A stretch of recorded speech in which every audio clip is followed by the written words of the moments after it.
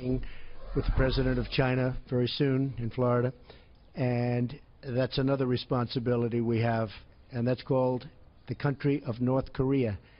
We have a big problem.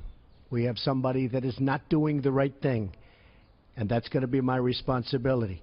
But I'll tell you, that responsibility could have been made a lot easier if it was handled years ago. President Trump today warning North Korea, this ahead of tomorrow's meeting with China's President Xi Jinping. But is North Korea's rogue regime now beyond China's control? Joining us now is former Deputy Assistant Secretary of Defense and retired Naval Commander Peter Brooks. So, Peter, they also said, the administration officials, and I'm quoting an official who this was widely quoted today, the clock has run out on North Korea.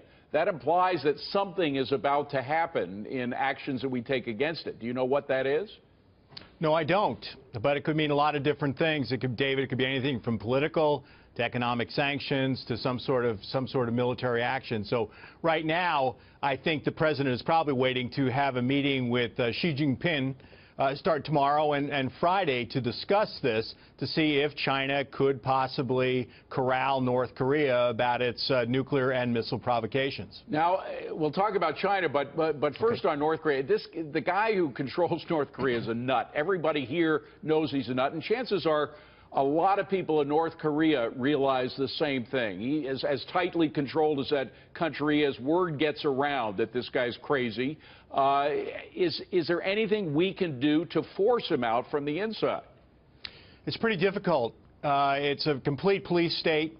The government has control of the guns, the food, information. I've been there. I've actually been to North Korea. It's been about 20 years now, but it is a complete police state, and it's extremely difficult. And adding to that, David, is that Kim Jong-un has accomplished a significant purge of potential political opponents. Yeah, he killed his own half-brother. But if not that, then that means that there would be some kind of military action against North Korea. What kind, without provoking an entire war that could involve U.S. lives? I don't know that we're at the point of talk about military action. If you're going to kick that hornet's nest, you have to really think long and hard about it.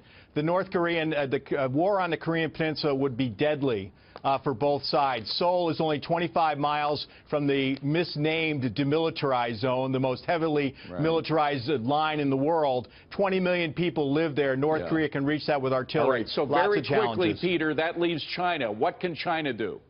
China can try to rein them in because they are the biggest economic benefactor of North Korea, food and fuel. But China also get benefits from North Korea being a buffer state between South Korea and China and keeping U.S. troops south of the 38th parallel. So I don't know if China will crack down. They're worried about instability, regime collapse, and refugee flows. Well, they should worry about the billions of dollars that we're sending them every day and buying their goods.